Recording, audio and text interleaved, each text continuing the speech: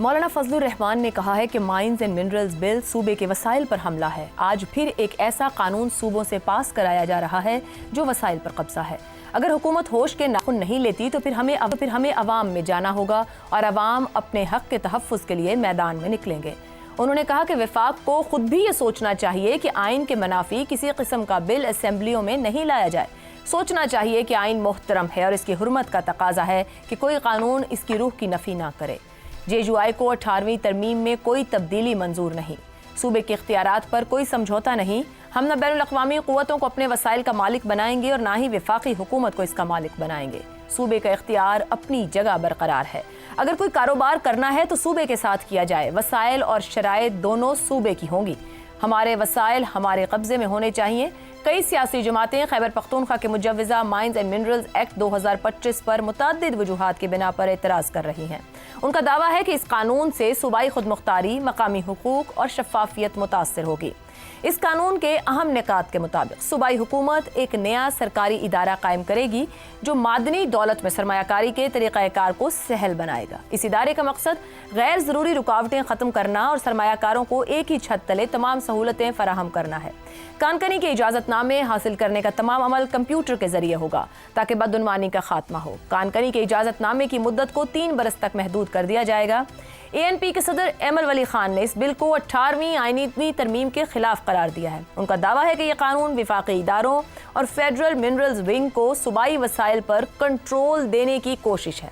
ادھر خیبر پختونخوا اسمبلی میں اپوزیشن جماعتوں نے بل کی منظوری کے طریقہ کار پر بھی اعتراض کیا ہے جس میں انہیں بحث کا موقع نہیں دیا گیا۔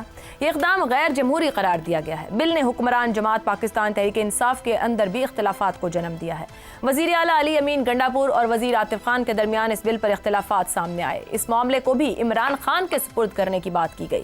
پاکستان میں معدنی وسائل پر اختیار کا معاملہ آئین خاص طور پر 18ویں آئینی ترمیم کے بعد واضح ہو چکا ہے، مگر کچھ پیچیدگیاں اب بھی موجود ہیں۔ غیر جوہری معدنیات پر صوبوں کا اختیار ہے۔ ہر صوبہ اپنے اندر موجود معدنی وسائل کی تلاش، لیز اور ترقی کے لیے پالیسی بنا سکتا ہے۔ آرٹیکل 172(3) کے مطابق قدرتی وسائل کی ملکیت اسی صوبے کی ہوگی جہاں وہ واقع ہوں گے۔ جوہری معدنیات مثلا یورینیم، تھوریم وغیرہ پر وفاق کا مکمل اختیار ہے۔ اگر معدنی وسائل 2 یا زیادہ صوبوں سے مشترکہ ہوں تو وفاق کردار ادا کر سکتا ہے۔ بین الاقوامی معاہدوں، برآمدات اور قومی سطح کی پالیسی سازی میں بھی وفاق کا کردار رہتا ہے۔ اب اس ساری صورتحال سے یہی سوال جنم لے رہا ہے کہ مائنز اینڈ منرلز قانون پر ایک طرف ANP جیسی قوم پرست جماعت تو دوسری طرف JUI جو اپنے آپ کو قوم پرست جماعت نہیں کہتی، تیسری طرف خود پاکستان تحریک انصاف میں اس قانون کو لے کر تقسیم سے کیا ممکنہ سیاسی منظرنامہ ابھر سکتا ہے؟ اسی پر پینل سے گفتگو کریں گے۔ ہمارے ساتھ ہیں شہزاد چودھری، زیغم خان، رضا رومی اور افتخار احمد صاحب۔ پروگرام کا سوال اس طرح سے: مائنز اینڈ منرلز بل صوبائی وسائل پر حملہ، حکومت ہوش کے ناخن لے، عوام میں جانا ہوگا، میدان میں نکلیں گے۔ مولانا فضل الرحمان بھی مخالفت میں سامنے آ گئے۔ تحفظات کتنے حقیقی، کتنے سیاسی؟ زیغم صاحب، آوازیں کافی دن سے اس معاملے پر اٹھ رہی تھی، وزیر اعلیٰ لے کر آئے، انہوں نے تو یہ یقین دہانی بھی کرائی کہ ہم نے خود صوبے میں اس بل کو تیار کیا ہے، مگر ان کی جماعت کے اندر سے بھی اعتراضات آئے، یعنی کہ اکثریت کا موقف خیبر پختونخوا سے اسمبلی میں بیٹھی جماعتوں کی طرف سے مخالفت میں سامنے۔ وفاق کے لیے کتنا بڑا چیلنج بن سکتا ہے یہ معاملہ؟ دیکھیے، وفاق کے جتنے بھی معاملات ہیں، ایک فیڈریشن کے معاملات ہیں، وہ وفاق کے لیے چیلنجنگ ہوتے ہیں، اور جب بھی کوئی اتنا ایک بنیادی مسئلہ آئے گا تو اس وقت چیلنجز ابھریں گے، لیکن اس کا مطلب یہ نہیں کہ ہم اس کو حل نہیں کر سکتے۔ اس سے پہلے بھی ہم نے فیڈریشن کے تمام مسئلے آپس میں مل کر حل کیے ہیں اور قوم پرستوں کو ساتھ ملا کر بھی کیے ہیں۔ 18ویں ترمیم میں کون شامل نہیں تھا؟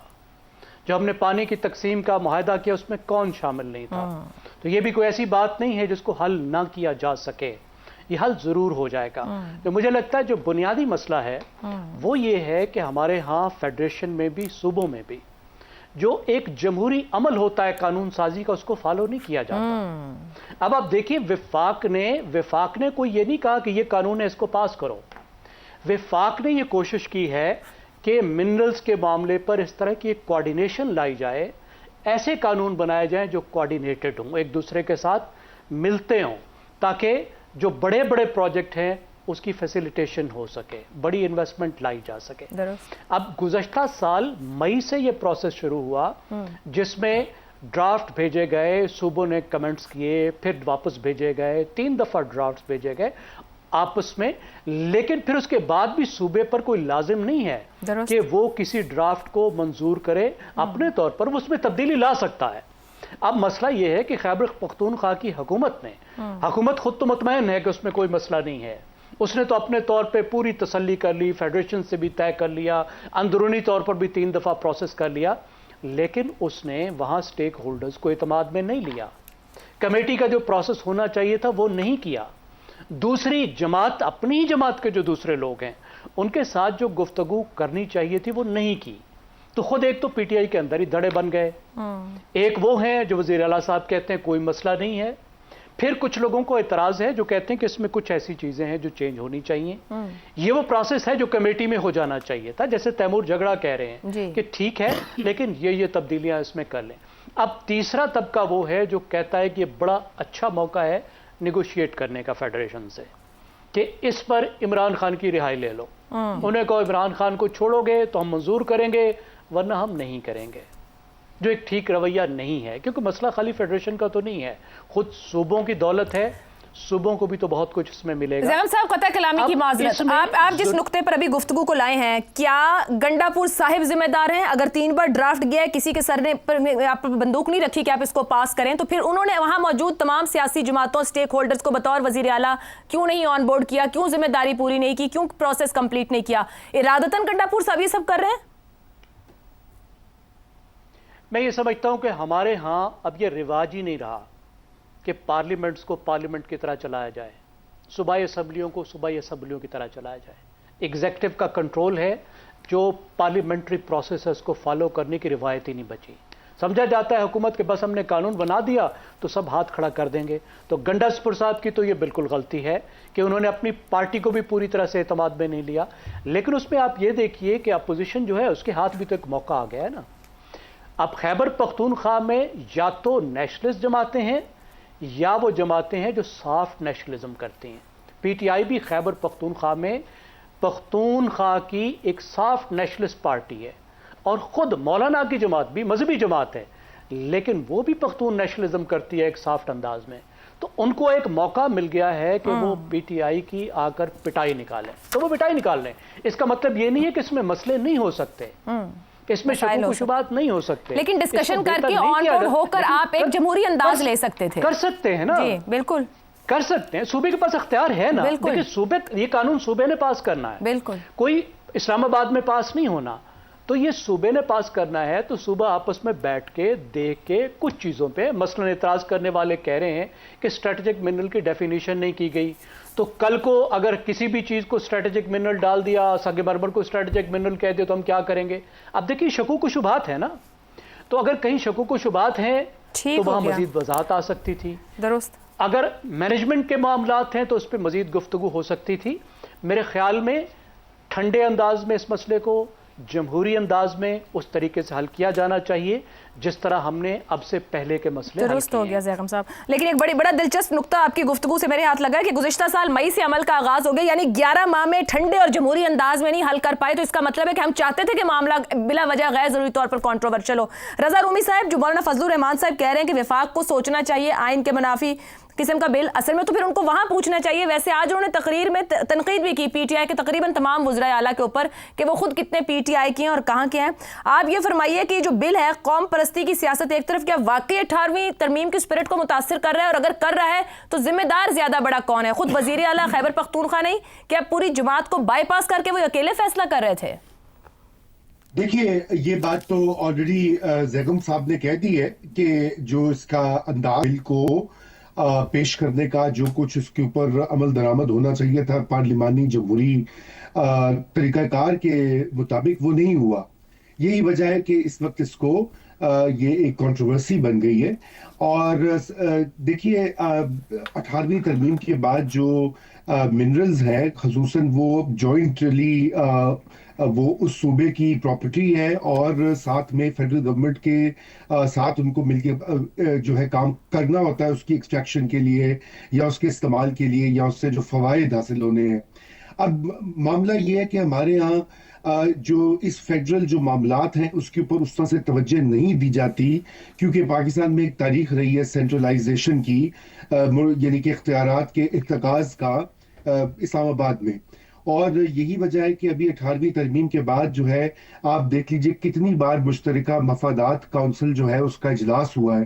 یہ معاملہ وہاں پہ جانا چاہیے تھا اور وہاں پر مل بیٹھ کر ایک حل نکال کر نیگوسیشن کر کے پھر یہ ڈرافٹنگ ہونی چاہیے تھی، لیکن یہ تو رہی ایک ہماری جو المناک تاریخ ہے فیڈرل اور پروونشل تعلقات کی، مگر اس وقت تو صریحاً سیاست ہے اس بل کو، یعنی کہ اگر اس بل کو آپ عمران خان رہا ہو جائیں تو پھر یہ بل بالکل ٹھیک ہے، اس سے 18ویں ترمیم متاثر نہیں ہو رہی، صوبائی خود مختاری متاثر نہیں ہو رہی، مرکز جو ہے وہ کوئی جو ہے وہ ڈاکہ نہیں ڈال رہا صوبے کے منرلز کے اوپر، تو یہ عجیب و غریب منطق ہے۔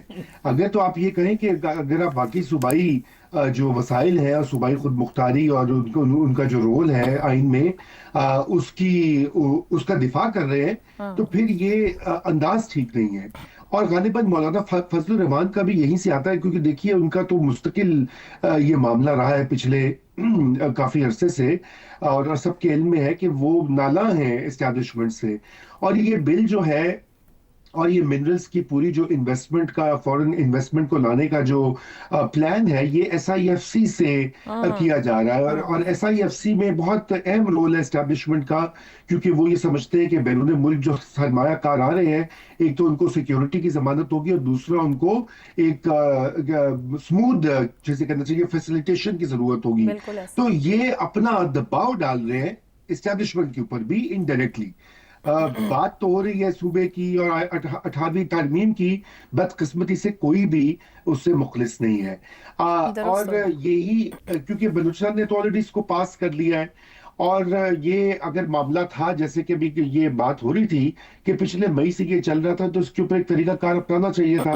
بہرحال ابھی بھی وقت ہے کہ اس کے اوپر جو ہے وہ مشترکہ مفادات کونسل جو ہے اس کا اجلاس بلا کے وہاں پہ اس کو سیٹل کیا جائے، یا صوبے اور مرکز کے درمیان ڈائیلاگ سے اس کا کوئی حل نکالا جائے، اس کو مشروط نہ کیا جائے، کیونکہ یہ اگر پاکستان میں انویسٹمنٹ آ رہی ہے یا آنے کا امکان ہے تو وہ ایک اچھی چیز ہے، اس سے ہر پاکستانی کو فائدہ ہوگا، کسی ایک صوبے کو یا کسی ایک ادارے کو نہیں ہوگا۔ جی رضا صاحب بھی سوال اٹھا رہے ہیں، بڑا اہم ہے کہ اہم معاملات کو سیاستدان خود سے اس طرح سیاست زدہ کر دیتے ہیں کہ اس میں نقصان بھی کر بیٹھتے ہیں۔